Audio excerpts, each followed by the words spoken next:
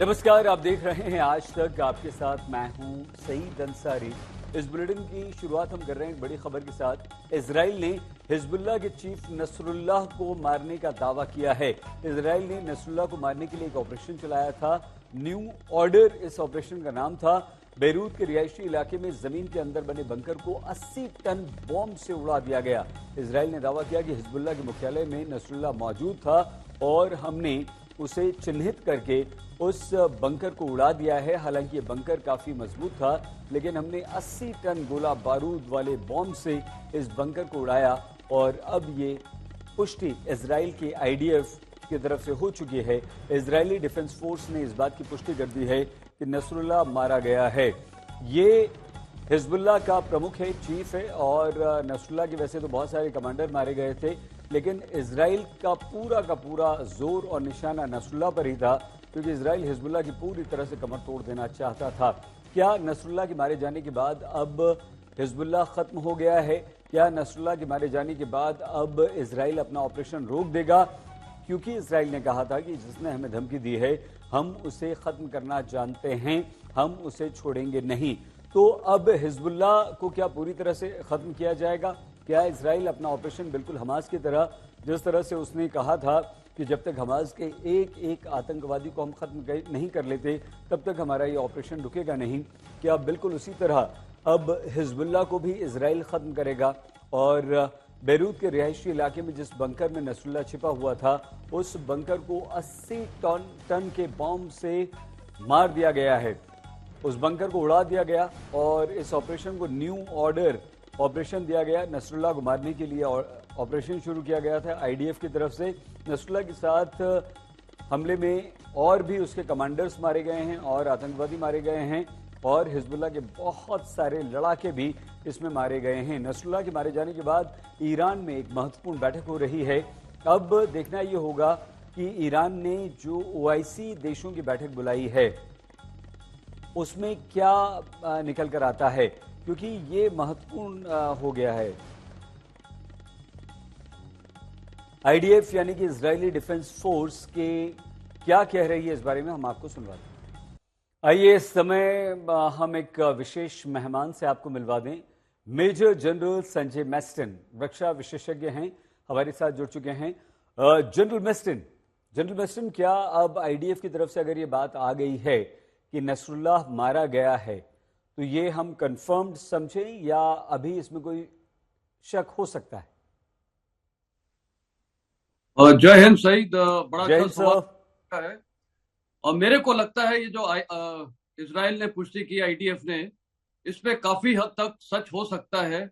कारण ये है कि ये अभी स्ट्राइक को हुए मतलब तकरीबन 10 घंटे हो चुके हैं। सर। लेबनान से कोई भी अभी तक खबर नहीं आई है, हिजबुल्लाह से भी नहीं आई है, ना ईरान से। और कल ये स्ट्राइक होते ही ईरान ने तब बोला था कि वो सेफ है और वो कहीं पर और ही है, लेकिन अब सब चुप बैठे हैं। और दूसरा, जिस प्रकार डैमेज की गई है बिल्डिंग्स को, आपने देखा जो स्ट्राइक्स की गई है और इतनी सर। पूरी आग लपटों में है, और जो उसका मलबा गिरा है, तो मेरे को लगता है कि लोकल इन्फॉर्मर्स ने इजराइल को कंफर्म कर दिया होगा, क्योंकि इजराइल के लिए भी बहुत बड़ी इज्जत का सवाल है अगर ये ऐसी अफवाह फैलाना। तो मेरे ख्याल उनके जो लोकल इन्फॉर्मर्स होंगे, जो इंटेलिजेंस पेनिट्रेशन किया हुआ है इजराइल सेना ने, सर। तो शायद मेरे को लगता है खबर काफी हद तक सच होगी। अनटिल एंड अनलेस कि वो वहां जो मीटिंग अंडरग्राउंड बिल्डिंग में हो रही थी, काफी डीप उन्होंने जो बनाई हुई थी, हो सकता है वहां पर टनल्स हो और वो टनल से थोड़ा दाएं बाएं हो सकते हैं, तो वो अभी पुष्टि होना बाकी है। लेकिन ग्राउंड हालात देखते हुए जो डैमेज हुआ है, जो सर। मलबा है, जो आग लगी है, सर। मेरे को लगता है कि इसमें जितने भी वहां कमांडर थे, और शायद मेरे को लगता है क्योंकि ये बहुत इंपॉर्टेंट मीटिंग थी, क्योंकि ये मीटिंग क्यों हो रही होगी, सर। ये मीटिंग इसलिए हो रही होगी कि लेबनान या हिजबुल्लाह में एक अभी प्लानिंग बन रही होगी कि अब इसराइल को डील कैसे करना है। तो हो सकता है कि ईरानियन जनरल्स भी यहाँ पर मौजूद होंगे, तो काफी बड़ा कमांड कंट्रोल स्ट्रक्चर हो सकता है। यहाँ तकरीबन 10 से 12 लोग होंगे सर। जो मीटिंग कर रहे होंगे, और रात को इसलिए कर रहे थे क्योंकि लोगों को पता ना चले, बहुत टॉप सीक्रेट मीटिंग होगी।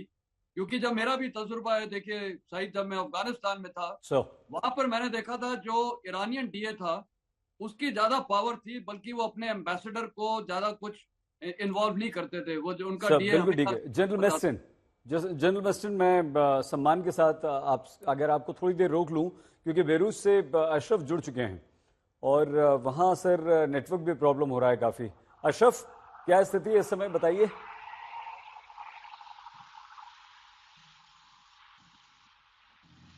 सईद, मैं इस वक्त बेरूत में नहीं बल्कि साउथ लेबनान में हूँ। यहाँ पर सन्नाटे से ही आपको अंदाजा हो सकता है कि किस तरह से खौफ जो है पूरे 10 दिन के दौरान जो बेरूत और साउथ लेबनान में जिस अंदाज से या अटैक्स हुए हैं, उसके बाद यहाँ पर अगर कोई गाड़ी या कोई स्कूटी चल रही है, वो मात्र हिजबुल्लाह के लड़ाकों की है। बाकी कोई मूवमेंट सिविलियन की इस पूरे इलाके में नजर नहीं आ रही है। मैं टायर सिटी से, जो कि साउथ लेबनान में सबसे बड़ा शहर है, उसे मात्र 10 किलोमीटर दूर हूँ। मैं 1 साल पहले भी अक्टूबर के महीने में यहाँ आया था।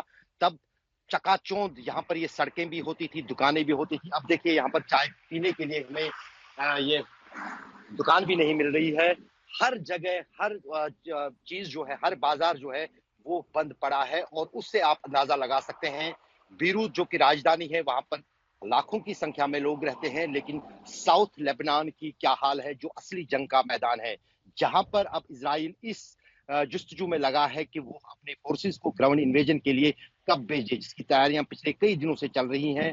टैंक्स जो हैं पहले ही इजराइल ने अपने साउथ लेबनान के बॉर्डर पर लाके रखी हैं, और उन टैंकों को अब क्या वो दाखिल करता है साउथ लेबनान में 2006 से पहले की स्थिति में लेबनान पर कब्जा करने के लिए, यहाँ पर ग्राउंड इन्वेजन के लिए, वो देखना अभी बाकी है। लेकिन उस बीच जिस अंदाज से पिछले कुछ घंटों के दौरान इजराइल की तरफ से अब ये कहा गया है कि हसन नसरुल्लाह मारा गया है, there will be no threat to the world, अब इससे साफ जाहिर होता है कि यदि इस खबर में सच्चाई है, जो कि बहुत लग रहा है यहाँ पर हालात को देखते हुए, क्योंकि मेरे पास जो बेरूत में खबर मिली थी कि हसन नसरुल्लाह के कुछ रिश्तेदार जो हैं वो मारे गए हैं इजरायली स्ट्राइक में शुक्रवार शाम को, क्योंकि अब तक का सबसे बड़ा बम जो है इस स्ट्राइक में यूज किया था इजराइल ने, करीब 2000 पाउंड का, जिसने 6 बिल्डिंगों को, वो भी बहुमंजिला इमारतें, उनको ढहवा दिया। अभी तक वहां पर मलबा साफ नहीं हुआ है, मलबे के नीचे कितने लोग दबे हैं, कितने लोग घायल हैं, उसकी भी अभी खबर नहीं है। हमने आज सुबह कोशिश की थी उस इलाके में जाने की जहां पर ये धमाके हुए हैं, लेकिन वहां पर हिजबुल्लाह के लड़ाकों ने पूरी तरह से किसी भी मीडिया को जाने से रोका है। और हिजबुल्लाह का अपना टीवी स्टेशन है अल मिनार नाम से, जहां पर हसन नसरुल्लाह अपने स्टेटमेंट्स वगैरह देते थे, जहां पर हसन नसरुल्लाह का गुणगान चलता था, वो टीवी भी सुबह से खामोश बैठा हुआ है। वहां पर सिर्फ अपडेट्स चल रहे हैं और हसन नसरुल्लाह के ही जो है भाषण वगैरह चल रहे हैं उस टीवी पर, जो यहाँ लोकल में यहाँ पर टेलीकास्ट किया जाता है। अगर हसन नसरुल्लाह मारा गया है, इजराइल की बात में कोई सदाकत है, इसके बहुत बड़े और बुरे परिणाम जो हैं वो पूरे खाड़ी देशों में देखने पड़ेंगे। सबसे बड़े या नाक का सवाल हम कहें या इज्जत का सवाल ईरान के लिए है। ईरान के लिए बहुत बड़ा नेता जो है हसन नसरुल्लाह था। अशरफ, आप हमारे साथ बने रहिए। जनरल मेस्टन तो लगातार हमारे साथ हैं, लेकिन रॉबिन सचदेवा जी भी हमारे साथ जुड़ चुके हैं, विदेश मामलों के जानकार हैं। अब क्या वहां पर नसरुल्लाह के मारे जाने के बाद हिजबुल्लाह किसी तरह से रिटेलिएट कर सकता है अशरफ, या नहीं, या मामला खत्म अब? बहुत सारा ताकत है, क्योंकि पिछले दिनों करीब 10 दिन पहले जब सबसे बड़ी स्ट्राइक शुरू की थी इजराइल ने, तो उन्होंने कहा था कि हमने एम्यूनिशन डिपोज और रॉकेट जो वेयर हाउसेज हैं वो निशाना बनाए हैं। लेकिन उसके बाद न सिर्फ रॉकेटों की तादाद जो हिजबुल्लाह की तरफ से दागे जा रहे हैं इजराइल पर, उनमें तेजी आई है, उनकी तादाद बढ़ी है, बल्कि अब मिडल रेंज जो रॉकेट्स हैं वो हिजबुल्लाह पिछले 3 दिन से लगातार इजराइल पर दाग रहा है, जो तल अवीव तक जा पहुंचे हैं, जो मोसाद के हेडक्वार्टर तक भी जा पहुंचे हैं। ये एक चुनौती थी, एक चैलेंज दिया गया था हिजबुल्लाह की तरफ से मोसाद को भी और साथ ही साथ नेतन्याहू को भी। और 1 महीना पहले हिजबुल्लाह के हसन नसरुल्लाह ने एक वीडियो जारी किया था जिसका नाम दिया गया था मिसाइल सिटी। उसमें उस वीडियो में अभी भी वो हिजबुल्लाह के सोशल मीडिया प्लेटफॉर्म्स के साथ साथ अंतर्राष्ट्रीय प्लेटफॉर्म पर मौजूद है, जहां पर एक कई किलोमीटर लंबी एक सुरंग दिखाई गई थी, जिसमें दावा किया गया था लेबनान में ये मिसाइल सिटी है, जिसमें लॉन्ग रेंज मिसाइल जो कि ईरान के पास है, वो हिजबुल्लाह के पास भी है। जाहिर है कि ईरान में ही बने ये मिसाइल्स हैं, अभी तक उनका इस्तेमाल हिजबुल्लाह ने नहीं किया है। लेकिन मेरी कुछ बातचीत जो यहाँ पर जानकारों से हुई थी, जो हिजबुल्लाह को समझते हैं, जो यहाँ इजराइल और हिजबुल्लाह के बीच युद्ध को समझते हैं, उनका कहना है कि शायद उन मिसाइलों को हिजबुल्लाह की तरफ से इस्तेमाल करने का मौका जो है अब आया है। और आने वाले दिनों में हम देखेंगे कि वो जो लंबी मार की मिसाइल जी। हैं ईरान में बने हुए हैं, हिजबुल्लाह उनका इस्तेमाल कर सकता है और हसन नसरुल्लाह का बदला हिजबुल्लाह की तरफ से बहुत भयानक हो सकता है। उसकी भनक जो है पहले ही इजराइल को है। कल से ही उन्होंने शाम को ही न सिर्फ तल अवीव बल्कि बाकी जितने भी सेंट्रल इजराइल के इलाके हैं वहां पर लोगों से कहा था वो सुरक्षित स्थानों के पास रहें, और यदि सायरन बजता है तो तुरंत जो सेफ्टी शेल्टर्स हर शहर में बने हुए हैं वहां पर जा पर पहुंचे। तो ये आने वाले वक्त में जब हिजबुल्लाह की तरफ से पहले इस चीज का स्टेटमेंट आएगा, वो छुपा नहीं सकते हसन नसरुल्लाह का मारा जाना। हसन नसरुल्लाह एक चेहरा ही नहीं है, बल्कि एक बहुत बड़ा नाम न सिर्फ हिजबुल्लाह के लिए बल्कि ईरान के लिए, शिया मुसलमानों के लिए है। और की अगर मौत होती है हुई होगी, वो शायद हिजबुल्लाह के भी कई लोगों को पता नहीं होगा, क्योंकि हसन नसरुल्लाह का जो सेफ्टी एंड सिक्योरिटी सिस्टम यहाँ लेबनान में बना हुआ है, शायद लेबनान में 9.9% लोगों को भी पता नहीं होगा कि उसकी एक्टिविटीज क्या होगी। और वही हाल हिजबुल्लाह के लड़ाकों के साथ है। वो सिर्फ संपर्क में अगर मैं रहते थे, एक तो अपने निजी सिक्योरिटी गार्ड्स के, उनमें से एक उनका मारा गया था, जो शक्र बाबा ये जो फवाद शुक्र था, जी। और उसके बाद जो है बाकी सब लोगों तक हसन नसरुल्लाह की रसाई इतनी आसान नहीं थी। जब उन्हें स्टेटमेंट देना होता था, यहाँ लोगों को पिछले कई महीनों के दौरान हमने उनके भाषण देखे, उसके लिए बाजाबता पर एक टीम बनाई जाती थी जो वो रिकॉर्ड करती थी, या फिर एक खुफिया जगह ठिकाने पर जो कि अंडरग्राउंड था, वहां से वो लाइव टेलीकास्ट होते थे।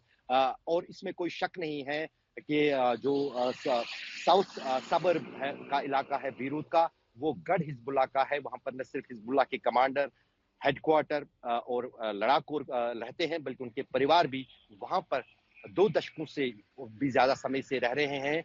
वो शहर अब बहुत बड़ा एक शहर बन गया था। उस शहर में जाने के लिए हिजबुल्लाह की इजाजत लेनी पड़ती थी। यहाँ तक कि लेबनान को ही हिजबुल्लाह चला रहा है अभी भी। यहाँ पर लेबनान की फौज की कोई अहमियत नहीं है। और अब लेबनान के लोग भी ये कहीं ना कहीं मान रहे हैं कि यदि लेबनान के वर्चस्व या लेबनान को कोई डिफेंड कर सकता है, वो शायद हिजबुल्लाह ही है, और कोई नहीं कर सकता है। क्योंकि ठीक है। फलस्तीन के साथ साथ लेबनान में भी जो खाड़ी के देश हैं, जो अमेरिका के काफी करीबी माने जाते हैं, उन पर भरोसा यहाँ लेबनान के लोगों का भी उठ गया है कि वो कभी भी उनके डिफेंस में या उनकी प्रोटेक्शन में आ सकते हैं। अशरफ, आपने बहुत विस्तार से जानकारी दी है। जनरल मिस्टिन हमारे साथ हैं, रॉबिन सचदेव जी भी जुड़ चुके हैं।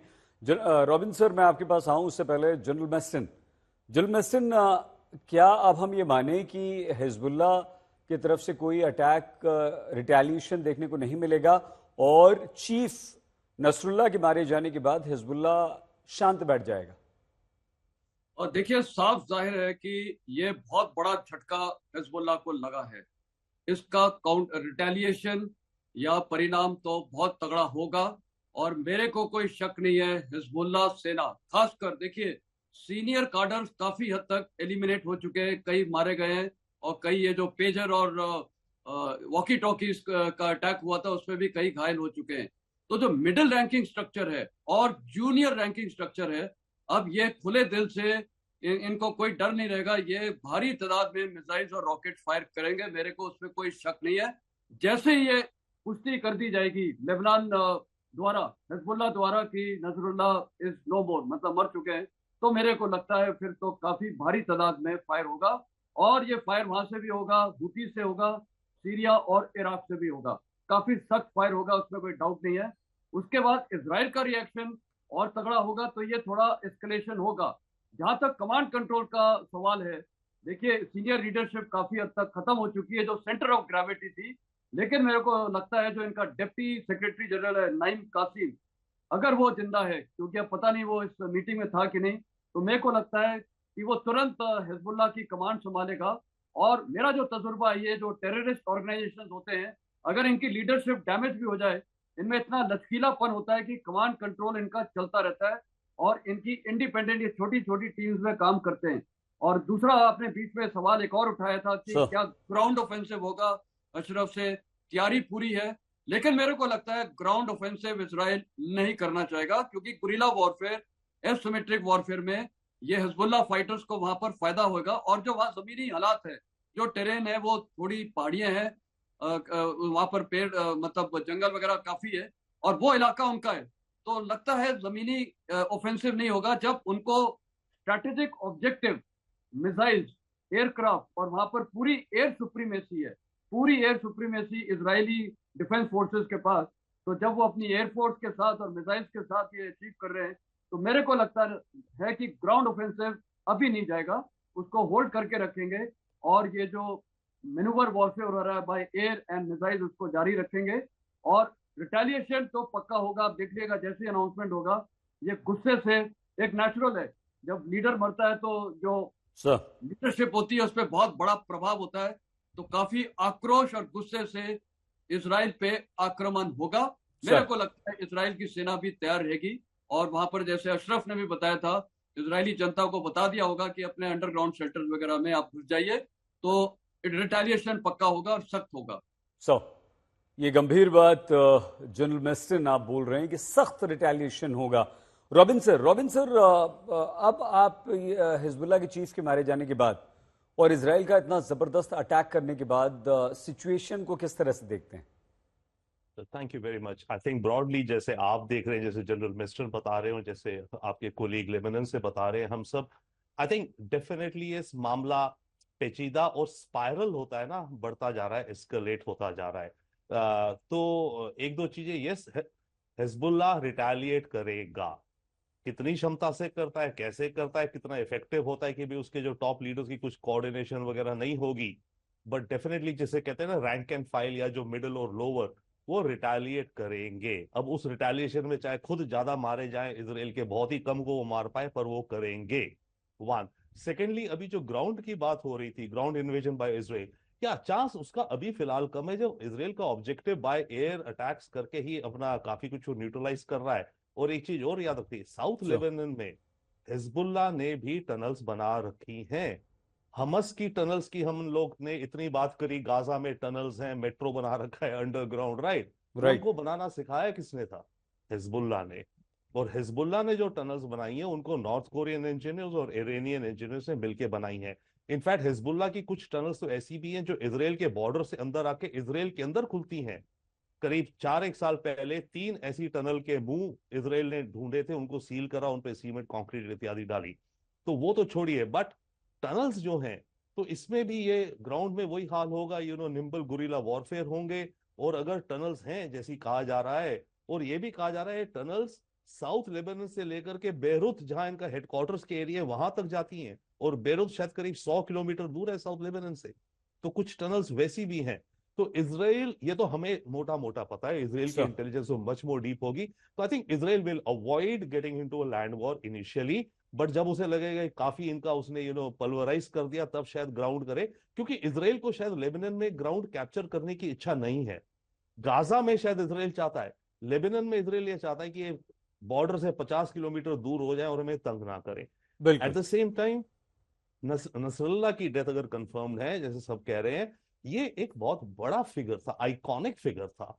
और इसकी इम्पैक्ट केवल लेबनान में ही नहीं, और इसकी इज्जत अगर कहें, या जो भी इसका रुतबा कहें अपने सर्कल्स में जो था, सर इसका डेफिनेटली सीरिया में, इधर आपके यमन में, ठीक है ओके, इराक में, इन सब एरियाज में एक रीजनल लीडर इसे आप मान सकते हैं ऑफ द इस्लामिक रेजिस्टेंस।